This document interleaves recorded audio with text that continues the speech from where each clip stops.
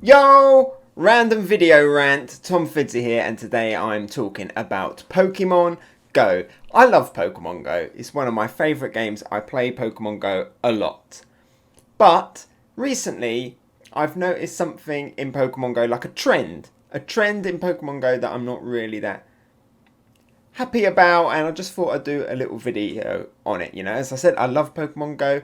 I think Pokemon Go is a great motivation, at least for me, to like get out, do exercise. It's what I kind of use to like track my progress and everything. I really love that aspect of the game. I like the fact that I can just go out on a walk and I can take a computer game with me while I'm out on a walk. Obviously, I'm also looking around, seeing the sights. I actually saw an owl in a tree today, and then a Noctowl spawned in Pokemon Go right next to it as well. What are the chances of that? How did the game know? Is it always listening? Who knows? But anyway, I love the fact that I can just take it out with me. I can go out, I can get up and go and play Pokemon Go.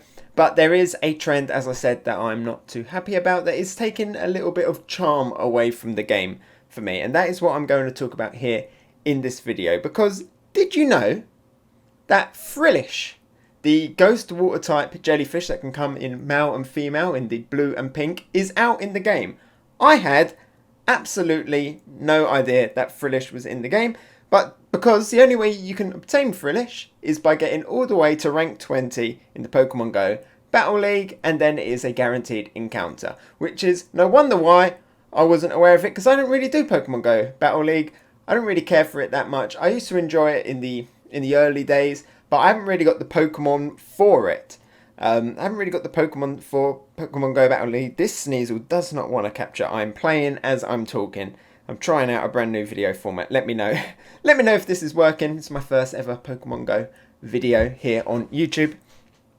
Yeah, I've never seen one in a gym. I've never seen one out in the wild. I've never seen one on my radar. Haven't even seen anybody use one in battle, because I've been doing some Pokemon Go Battle League today, because of the fact that I now know that if I want to get a Frillish and I want to complete my Pokedex, which is the main thing of Pokemon, is completing your Pokedex. But unfortunately, in order to do that, in order to complete your Pokedex, you have to do those 20. You have to get all the way to rank 20, which is a lot more than 20 battles. It can take absolutely ages to get there. I think you have to do like 19 wins just to get to rank 20. That is a lot. I'm probably going to get bored and give up by the time I even get there. And for me, I'm someone who likes to fill up his Pokedex, and that is the main reason why I play. I don't play to the Pokemon Go Battle League. As I said, I haven't really got the Pokemon for it. I don't like to spend, I like playing the game. I like playing it a lot, but I don't play it so much that I have loads of Stardust and, loads of TMs and stuff. Loads of raids so that I can actually have a really good team. I have like a cobbled together team for some good community day Pokemon and stuff, and a few that I've invested Stardust in, but it isn't exactly a meta specific team. It is just whatever Pokemon I randomly manage to get. I don't go out searching for them. So for me, the game Pokemon Go is about collecting Pokemon and having things like Frillish stuck behind things such as getting to rank 20 take away some of that Pokemon Go charm for me. And this is what this video is about, because I feel like over the years Pokemon Go has moved away from the early years where it was, you literally, if you want to go catch a Pokemon, you go out and you look around. Obviously right now we are in a global crisis where it's a lot harder to go out and travel far to play Pokemon Go. And Niantic have done a fantastic job at making Pokemon Go really accessible to play both at home and out and about. But I still feel like putting a lot of these Pokemon in positions where you can only get them through very specific means, some of which don't even involve you having to go out and leave your house or go out travelling or looking for them. Ways that are much more scripted kind of takes away that initial charm as to what the game is for me. So, in the early days, you go out, you'd see the common Rattatas, you see the common Pidgey, but you were like, am I going to see a Snorlax? Am I going to see a Lapras? Could a Dratini appear? And, in the early days, I went out and a Dragonair appeared once, and I remember seeing people rushing to go get it. You kind of get that a little bit now, but it's very, very rare. I had a Noibat the other day. spawn really like far right on the edge of my radar, and I was rushing down there as fast as I could. But apart from that, most of the new Pokemon, I either just pop on an incense and they appear, or, as I've said before, they are trapped behind very specific game mechanics. So I want to talk about some of these and why I'm not really enjoying them. Frillish is the obvious one, which is trapped behind that rank 20, but Frillish wasn't the first one to be like that. We also originally had Rufflet, and we originally also had Scraggy, which were tied to the Pokemon Go Battle League. I understand why they were putting Pokemon in there, and you know, we also used to get the legendaries in there as well, but these was ones specifically where you could only get them in there. I understand why, because it was an incentive to get people playing that, but I think you can get around it without having Pokedex fill-in Pokemon ones that you need to complete what is essentially the core of the game of completing the Pokedex. You know, you don't have to put them ones in there. You can maybe you can have a Frillish in there, but maybe if you play Pokemon Go Battle League, the Frillish that you get will have an exclusive move that is great for PvP. Whereas for the casual fans that aren't really into the Pokemon Go Battle League and don't have the Pokemon to get all the way to that rank, then just have it spawn in the wild or appear in eggs. I don't even know if it is appearing in eggs. Like I say, I've not seen any Frillish in any gyms. I've not seen anybody with one as their buddy, so I don't really think it's common knowledge that Frillish is actually out there and obtainable. I certainly didn't know about it until I was just randomly looking up the rewards, because I was looking to see, I'm really close to my Froakie candy, and I was like, maybe I can get my final Froakie to get a Greninja by going on the Battle League. Turns out it's all the way at the end as well, so no matter what, I have to go through the horrible grind of getting all the way to the edge. So yeah, Rufflet was in there, Scraggy was in there. Thankfully, they've kind of come out of that now, and they are through more accessible means. I did finally get a Rufflet, but not through a 10k egg, because I haven't had the 10k egg in about 3 months, it feels like. Are they even still in the game? They are so rare. I don't think I'm ever going to get my Axew, another Pokemon that seems to be stuck into something very, very specific. Never seen one on my radar. But yeah, I got the Rufflet through the I think it was the level 40 event. And that's another Pokemon that I literally just kind of sat there and waited for Niantic to hand me one.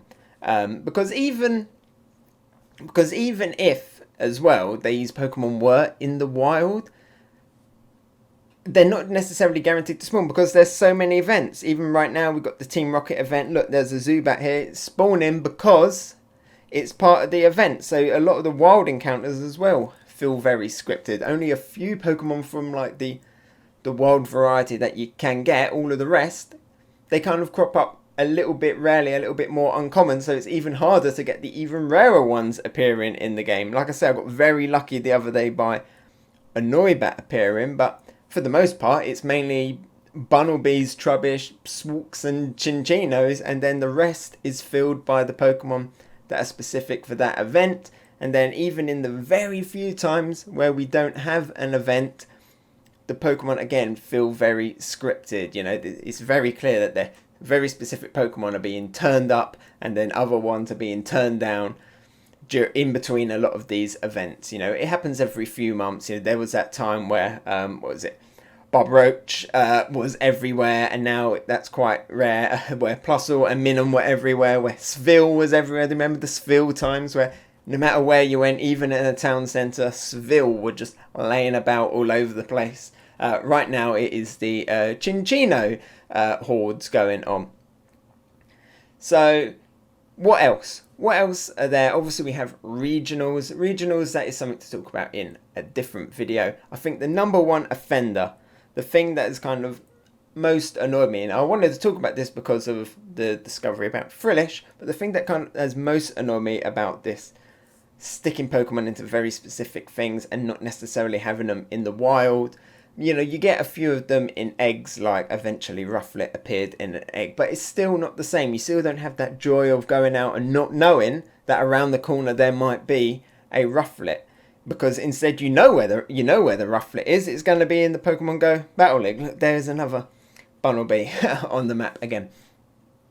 But yeah, the main one, the main big offender is the strange eggs. 3 Pokemon, 3 brand new Pokemon on the decks, stuck and locked into the strange eggs.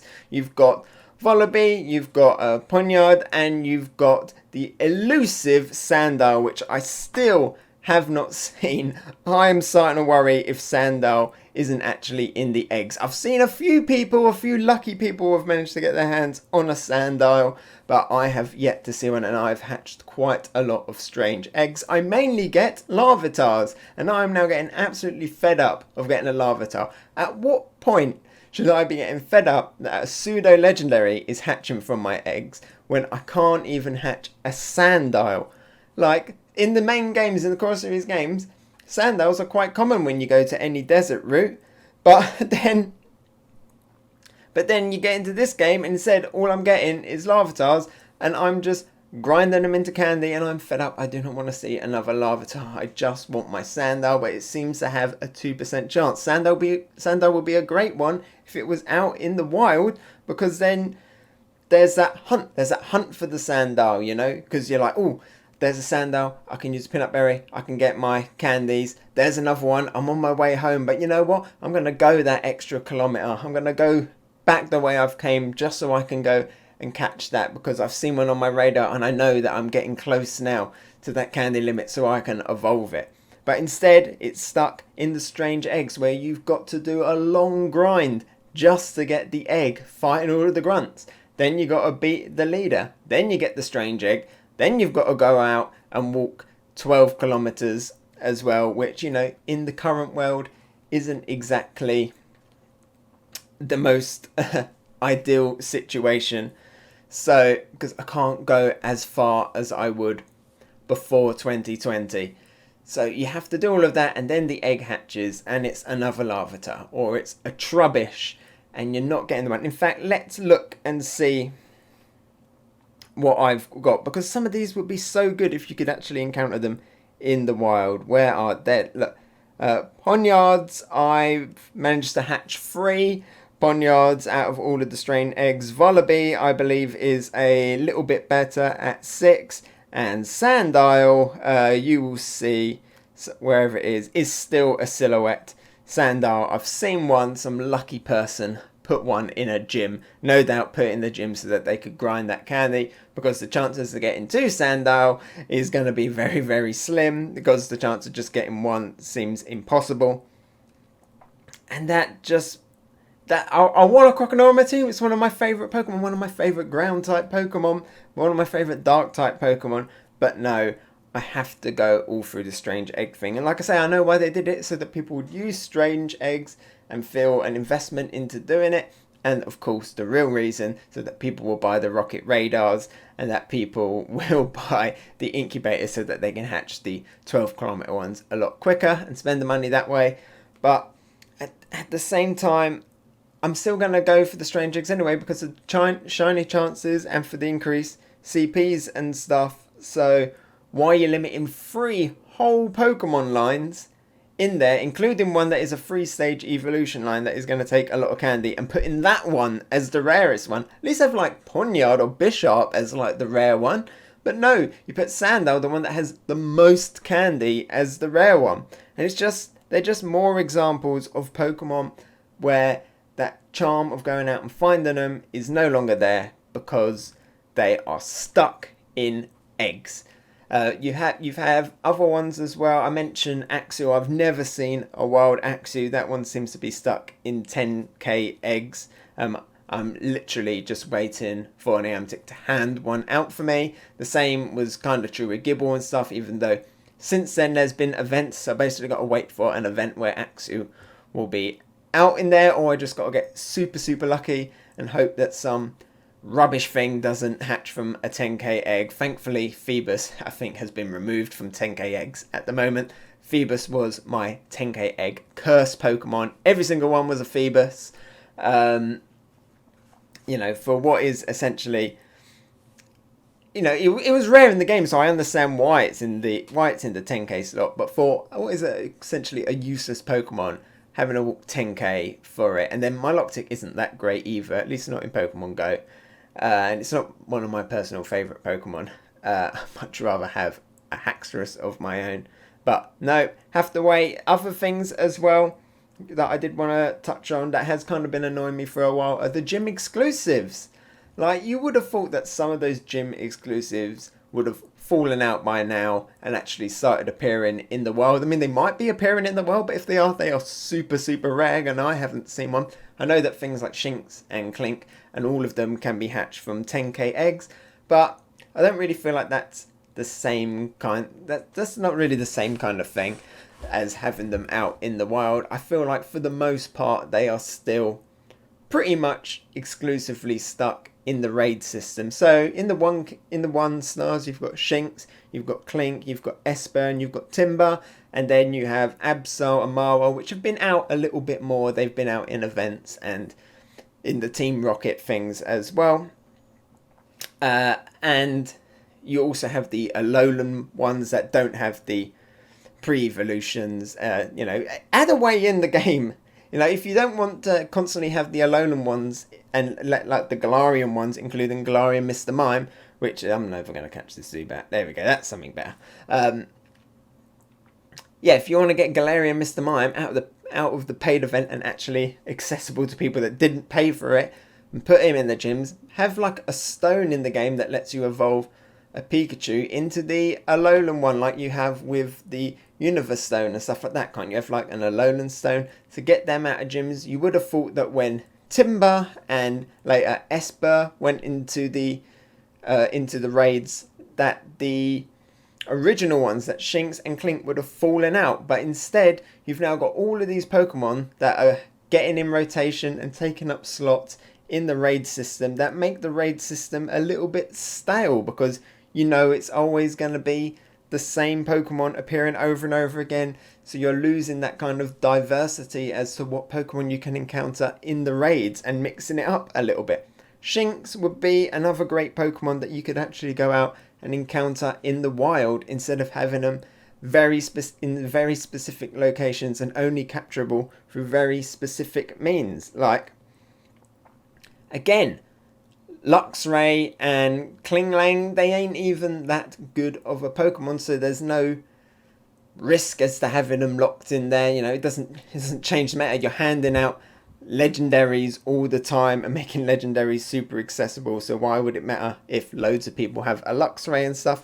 Again, I get why you're mainly doing it, because you want people to buy raid passes and stuff like that, but people are still going to do that for the megas, people are still going to do that for the legendaries, and people will still do that if you put more diverse Pokemon in the raids. You could have some of these more rarer ones in the raids. We could get Axew going in a raid. Instead, though, we always have to have either a Alolan Marowak or a Alolan Raichu, when we could be putting something else in that spot, like Galarian Mr. Mime, or an increased amount of Galarian Weezing, or anything. It doesn't even have to be Axew. It could be like Fracture.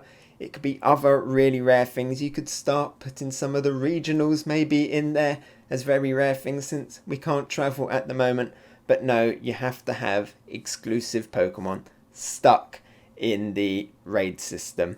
And I think that really some of this has to stop, because it just feels like it's building up. Like, the regionals have been building up and building up and building up, and now there's loads of regionals and massive gaps in a lot of people's Pokedexes, and none of the old ones have fallen out, even though there have been like weird conflicts like later on in the game, such as Mime Jr. and then Galarian Mr. Mime and like Galarian Farfetch'd and stuff, kind of messing up those regionals, and then you have to think about how to put them into the game and also not make it really unbalanced, so that like Europe ends up with like Mime Jr., Mr. Mime, Galarian Mr. Mime and Mr. Rhyme all to themselves, while the rest of the world might only have one thing like Relicanth or something. Instead they could have taken some of the older regional ones out of the regional thing and replaced them with new ones, and then as you go through time, new ones replace them and the older ones just get put into the rest of the pool. You could easily be doing that with a lot of these other things, like I mentioned, the raid ones. Hopefully they'll start doing that with the strange eggs, or will the strange egg ones always be stuck in strange eggs? and people will just be having to constantly grind and grind and grind to try and get a Sandile until there's an event, until there's a community day or something where they finally bring Sandile out into the wild so that everyone can just capture and get their Pokedex entries, and then just wait until the next Pokemon gets lumbered into strange eggs, because we've even still got a few of the Unova Pokemon still to go, and I am worried about where they will go into the game. I kind of miss the days where they were almost like patch updates, you know, where it was like, we're now going to release a whole load of the new generation's water types, and here's a whole load of their new flying types. But instead it seems to be like drip feeding ones here and there, adding them to new mechanics, adding them to exclusive events, and not really adding them to the wild to go out to find, and losing that charm. And the ones that they do put out are you know, the starters, Bunnelby, the early region ones, and everything else becomes locked and takes forever to complete your decks. Again, I know why they're doing it, because they want to promote the other services, but it does lose a lot of charm. So you're like Tynano, Drudigon, and what's the other ones that are still stuck in, haven't been released? Swan and Ducklet are out. Whatever they are, how are they gonna be released? Is Drudigon gonna be a special tied behind a special research thing? Is Mainfoon, and is Mainfoon gonna be put in the Battle League after Frillish? Is Tynano gonna be some raid exclusive one, like the next raid thing, along with Espurr and stuff like that? I don't want that. I just rather them be out in the wild. They don't even have to be super common. They could just be uncommon, but at least if I know that they're out there and I can actually find them, and it for not just be an endless amount of Venipede, an endless amount of Chinchinos, and look at that, a Golbat and a Zubat on the screen at the same time with my Noibat. That's kind of cool. Yeah, so it makes me a little bit concerned about the future of Pokemon Go when we get into the more and more generations, especially with the generations where there's less and less Pokemon, and it's going to be even more of a drip feed as we go throughout these other generations. As I said, there could be ways, that was a terrible throw, there could be ways of still having the incentives to do things such as strain eggs and Battle League without having to be locked into specific Pokemon, either through exclusive moves, exclusive costumes on the Pokemon, higher shiny chances, and the fact that you can get them in higher CPs and stuff with better stats and stuff in strange eggs. You know, why can't we go back to putting some of the legendaries and stuff as rewards in the Battle League? That was the main time I did the Battle League, when you had the Weather Trio and you had the Musketeer Trio were in the Battle League. That's why I used it. I didn't go out and do the raids back then. Remote raids weren't a thing. I wasn't really a big raider. So that is why I was doing the Go Battle League then. So kind of bring that back. I have less incentive to get all the way to rank 20 just for a Frillish. And what's even more annoying as well is that you get your one guaranteed one, but it's a Pokemon with a gender difference. So you get your one guaranteed one, but you might want the male one. You might end up with the female one, the pink one, or vice versa. And I'm a collector. I like to have like one of each. So I would like to have one male, one female Frillish, and then one of each of their evolved forms. And in order to do that, you have to do Go Battle League so many times, and then try and even get into rank like 24 and stuff. So let me know if I'm overreacting with this. I've rambled on a lot. I've been trying to play the game as well, so I don't know how clear my thoughts have been. Just trying out this new style video. It's been very improv. I haven't really planned it out too much. There's no script in front of me. There's just my own face and Pokemon Go. So yeah, let me know. Am I overreacting? Are you concerned? Would you like to go back to the simpler model of them just kind of releasing Pokemon in batches and just having them out in the wild, and having more knowledge that these Pokemon are out in the wild that you can capture with less scripted encounters? all the time and a little bit more of a mystery, because there's hardly any mystery. I actually did come across an Audino today, and I think that was the most surprising Pokemon I've had spawn on me in weeks, you know, apart from like the occasional shiny or something like that. Because most of them, you know that there's on average about 20 Pokemon that you're going to come across guaranteed at any one time, and everything else out of all of the rest of the Pokemon are super rare.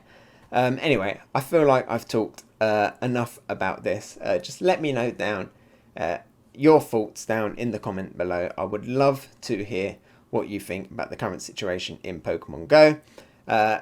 Do you think it's okay? Do you think it actually is very fair, very balanced, or would you like to see a little bit more change? How do you think new Pokemon should be implemented? How do you think regionals should be implemented? Do you think that we're at a stage now where there's too many kind of linked into very specific things and that it should be balanced out? You know, I haven't even talked about the fact that Spinder is already linked in the research tasks, and Smeargle as well. They are a little bit more accessible to capture, but they are more Pokemon that are trapped behind very specific things. Kecleon still has not appeared in the game, so we're still awaiting on whatever weird mechanic Kecleon is going to have. You know, instead of spending so much time thinking about how you're going to implement Sandile in the game and then coming up with this whole strange egg things, can we finally get Kecleon? Can we finally get Hoenn complete and have that Pokedex completed? Can you release Heracross globally so that I can please complete Johto? I hate Zubats. Anyway, on that, I'm now going to go and finish off the rest of my incense. Thank you very much for watching. I've been Tom Fiddzy, and I will rant about Pokemon Go. Good, actually, and the bad. And I will talk about the good that I love about Pokemon Go. As I said, I do love Pokemon Go. I will talk about it a lot more in future videos. Bye!